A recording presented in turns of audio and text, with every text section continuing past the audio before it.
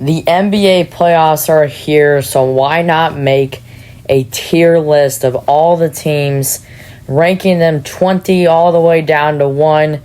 The playoffs are finally here. I'm very excited. We're going to be, like I said, ranking them 20 to 1, including the play-in teams. There are 8 play-in teams. Those teams will be ranked into their own tier, so 20 through 13. So all the play-in teams will be that tier, and then the top 12 playoff teams who are actually in the playoffs will be ranked of where they're at now. I am recording this on Monday, so the playing games have not happened yet. Maybe by the time you're watching this, maybe the Warriors won, the Grizzlies won. So let's just get right into this one. At number 20, I do have the Miami Heat. They are probably the worst team in the whole entire playoffs. I just don't like how this team is going. I liked what they did with Jimmy Butler. They got Andrew Wiggins. That's about it. They got Kyle Anderson. He's not in the rotation. They did get Davion Mitchell. I just don't like how this team has been placed. They have Bam. They have Tyler Hero, but their bench, I don't really like their bench. That's why they're at this 20 spot. Like I said, Tyler Hero, he did make his first All-Star. Bam Adebayo has shown flashes of some very good things, but like I said, their bench is just very worrisome for me. That's why they're at 20. Number 19, we have the Chicago Bulls.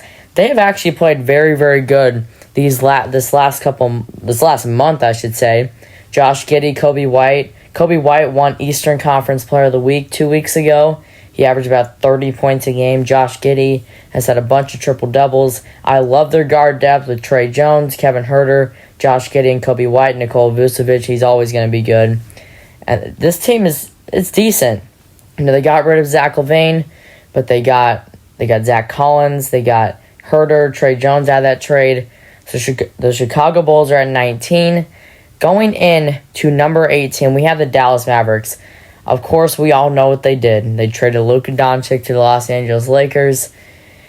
It's one of the worst trades, maybe the worst trade I've ever seen of all time, as they did get Anthony Davis. The reason I have them over the Bulls is that this Mavericks team healthy is actually not too terrible. If they had Kyrie, they probably would have been at 16, 17. But when you trade Luka, you're not going to be top 15, not even top 16.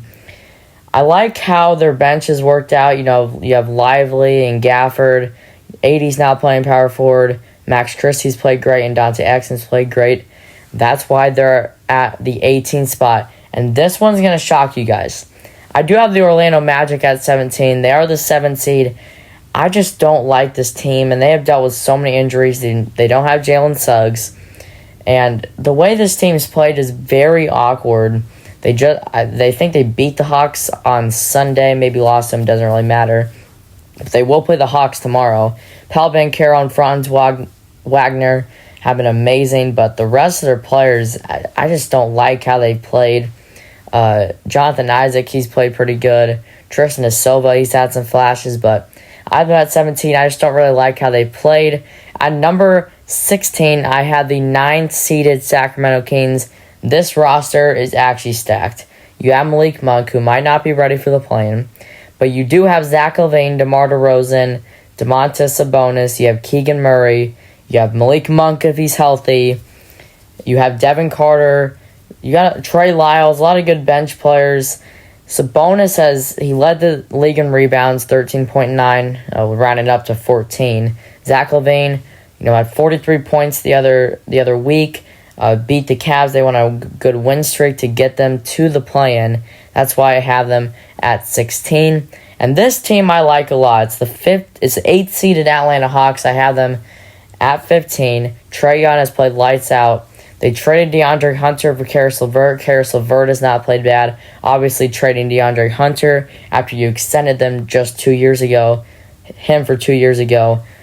just for a 4-year, $100 million contract. You paid a lot of money for him only being there for 2 years, but this team's played great. Onyeka Okongwu has become the starter.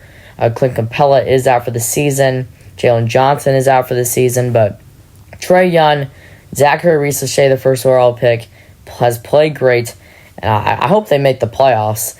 At number 14, we have the Memphis Grizzlies and Ja Morant. Now, this team is very interesting. The reason I have them at 14 and not 13 is because Ja Morant, he's had some issues. Zach Edey, He's had some glimpses of not being too good. Jaren Jackson Jr., he's dealt with a couple little injuries in the month of March. They just fired Taylor Jenkins out of nowhere. I just don't like how this team is going forward in the future. I just don't think they're going to be that motivated. I think they do lose their first game to the Warriors, but win and go on to the playoffs to be the 8th seed. And at number 13, we do have the Golden State Warriors. Like I said, the Warriors would probably be much higher, but they are not in the playoffs. So I'm putting them at 13. I can't really put them in a spot knowing that they're not in the playoffs. This is one of the best teams, though, in the West. Steph Curry has been dominating, still looking like he's been the same player for about 10, 12 years. And then, I should just say 10 years. Jimmy Butler, he's been dominating as well. I'm glad he got traded to the Warriors. He's been very fun to watch there. And Draymond Green, he's probably going to win Defensive Player of the Year. Kevon Looney has been a great center. Brandon Podziemski is back. He struggled at the start of the year, but the Warriors are at 13. My worst team that I have in the playoffs is the Detroit Pistons. The reason I have the Pistons at 12, it's really just Cade Cunningham, and that's about it. You have Malik Beasley, but it just hasn't. You don't have that second star. You have a bunch of good role players. Malik Beasley's, he's turned into a star, but you have Tobias Harris, you have Jalen Duren, you have Ron Holland. This team it's good. You have Isaiah Stewart. It's really, really good. It's just not, I just don't think they can beat the Knicks. And if they do beat, this could be a Pacers team where nobody expected them to do anything, and then they go to the conference finals. But I do have the Pistons at 12. Then this one might shock some people. I do have the Bucks at 11. The Bucks would be higher if they had Damian Lillard to start the couple games of the first round. They do go against the Pacers, which they did last year. And the reason they lost is because they didn't have Giannis for the first couple of games. This is kind of the same situation with Damian Lillard as he suffered blood clots. So he will actually probably return during the series. But could the Pacers, they have home court advantage. They played really good at home. I like what Tyrese Haliburton has done, but this is the Bucks. I just don't think they're going to make it out of the first round. That's why I do have them at 11. Number 10. This is the hardest thing to do. Picking what West teams I think should be at different spots. This Clippers team, it could be top 8, top 6. This Clippers team has shocked the world. Now, for some reason, a lot of people said they were going to be like bottom of the West. You know, you got to understand, Kawhi Leonard is coming back. James Harden hasn't really changed. Well, he's turned into a passer now. Averaged 10 assists per game this year, but James Harden's played great. Kawhi Leonard still looks dominant. Oh my goodness. If you watched that Clippers-Warriors game yesterday, you know he is locked in for the playoffs. Norman Powell became the third best player. Ivica Zubac, oh man, he has played really, really good. Their bench is decent. I like where this team is going, and they could beat the Nuggets in the first round. We talked about the Pacers a little bit when we were talking about the Bucks. And Tyrese Haliburton, you have Benedict Mathurin. This team looks really, really good. You have Pascal Siakam, Miles Turner. Siakam was an all-star this year. I don't really know why he was an all-star. Probably just recency bias, but I like what this team has done. They beat the Cavs twice. They had their franchise record comeback win by 27. Nobody was, playing their starters, but Pacers going into the playoffs on a hot streak.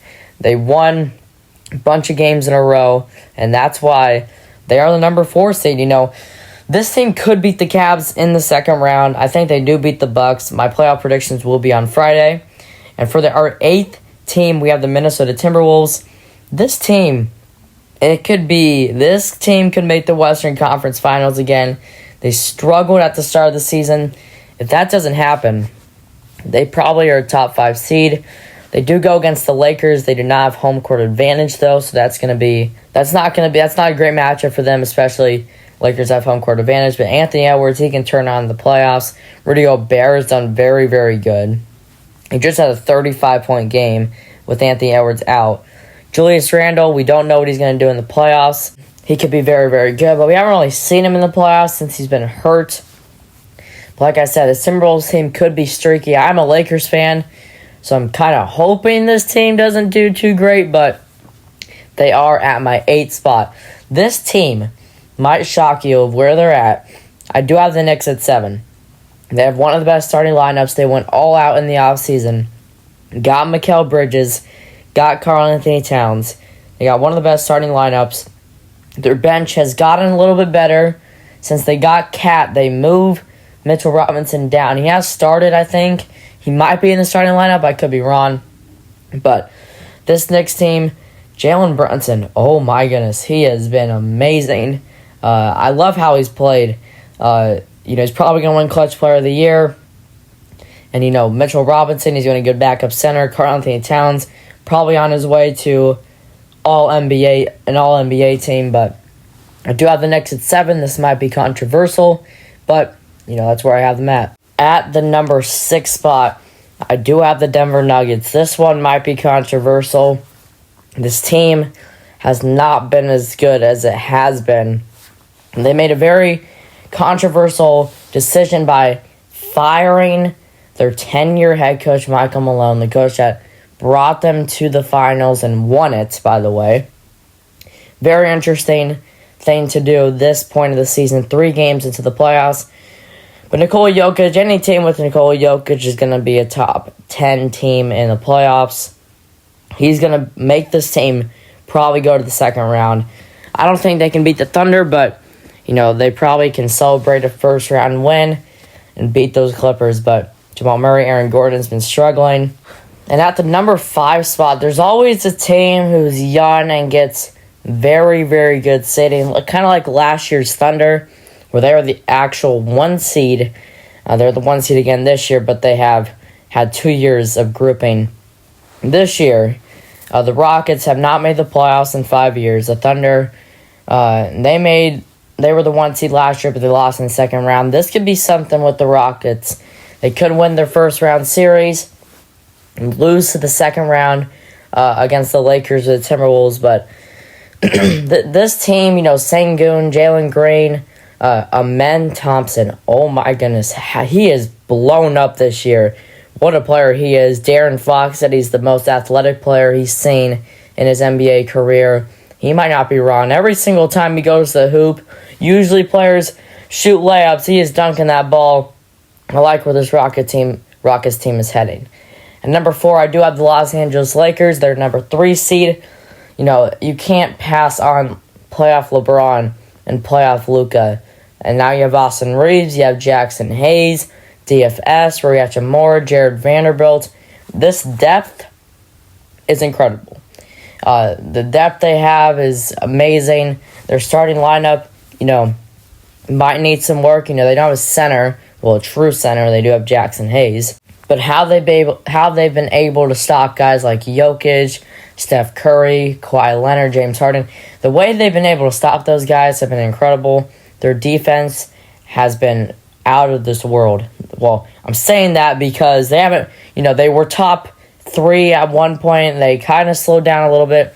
But when you don't have a true center, Jackson Hayes is not known for his defense. He's a lob threat. He dunks the ball. He gets rebounds. This Lakers team could win a finals this year. At number 3, the Celtics. This is basically just the top 3 teams in the NBA. Celtics, Cavs, Thunder. But the Celtics are at my number 3 spot. This team just won the finals last year. They basically have the same exact roster. I think they do, actually.